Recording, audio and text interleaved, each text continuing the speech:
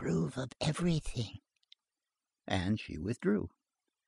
The lieutenant, who was but little accustomed to such venerable encounters, stammered with some timidity, "Good day, uncle," and made a salute composed of the involuntary and mechanical outline of the military salute, finished off as a bourgeois salute. "Ah, so it's you. That's well. Sit down," said the old gentleman. That said, he totally forgot the lancer. Théodule seated himself, and M. Gillenormand rose. M. Gillenormand began to pace back and forth, his hands in his pockets, talking aloud and twitching with his irritated old fingers at the two watches which he wore in his two fobs. "That pack of brats! They convene on the Place du Panthéon. My life! Urchins who were with their nurses but yesterday. If one were to squeeze their noses, milk would burst out. And they deliberate tomorrow at midday. What are we coming to? What are we coming to? It is clear that we're making for the abyss. That is what descamisados have brought us to.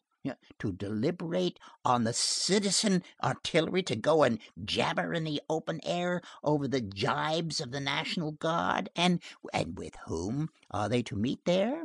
Just see whether Jacobinism leads. I will bet anything you like, 1,000,000 against a counter, that there will be no one there but returned convicts and released galley slaves, and the Republicans and the galley slaves. They form but one nose and one handkerchief. Carnot used to say, 'Where would you have me go, traitor?' Foch replied, 'Wherever you please, imbecile.' That's what the Republicans look." "That is true," said Théodule. M. Gillenormand half turned his head, saw Théodule, and went on. "When one reflects that scoundrel was so vile as to turn carbonaro.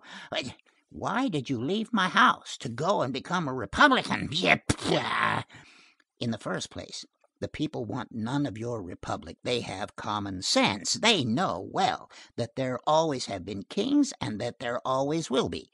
They know well that the people are only the people, after all. They make sport of it, of your republic. Do you understand, idiot? Is it not a horrible caprice? To fall in love with Père Duchesne, to make sheep's eyes at the guillotine, to sing romances and play on the guitar under the balcony of 93. It's enough to make one spit on all these young fellows, such fools are they. They are all alike, not one escapes. It suffices for them to breathe the air which blows through the streets to lose their senses. The 19th century is poison.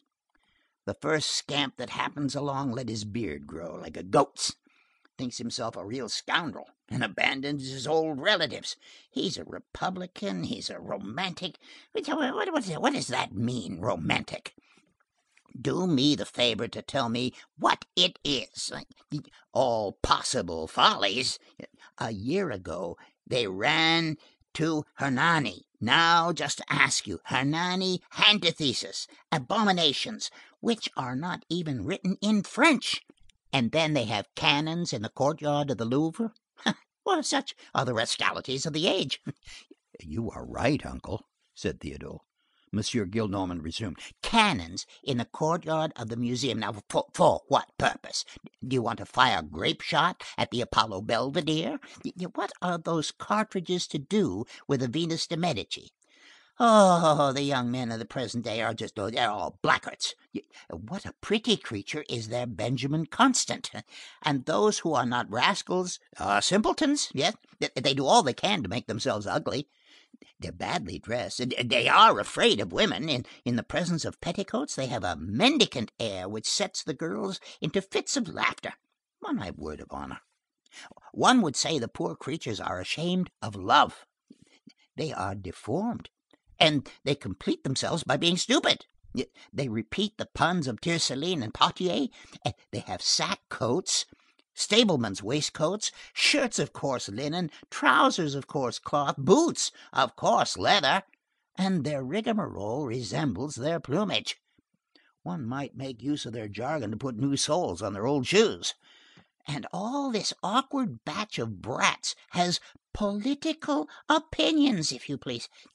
Political opinions should be strictly forbidden. They fabricate systems.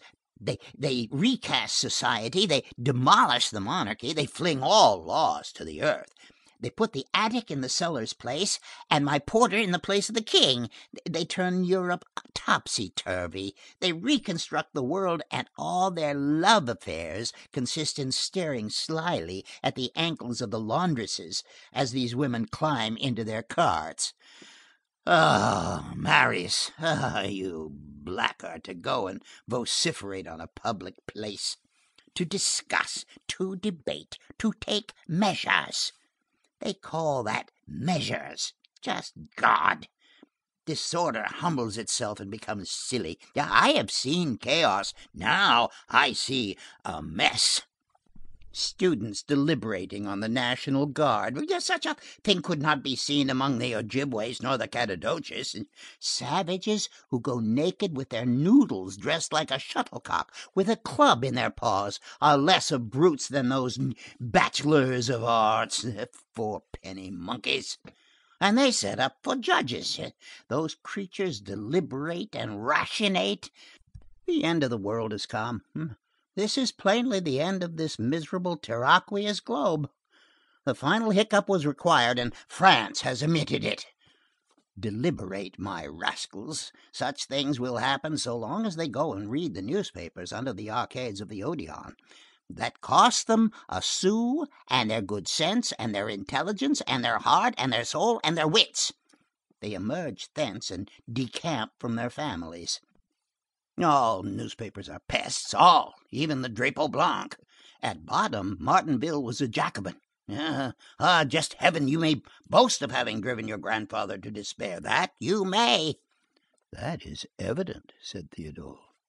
And profiting by the fact that M. Gillenormand was taking breath, the lancer added in a magisterial manner, there should be no other newspaper than the Moniteur, and no other book than the Annuaire Militaire. M. Gillenormand continued, it is like their Sieyès, a regicide ending in a senator, for that is the way they always end. They give themselves a scar with the address of thou as citizens, in order to get themselves called eventually Monsieur le Comte. Monsieur le Comte as big as my arm, assassins of September.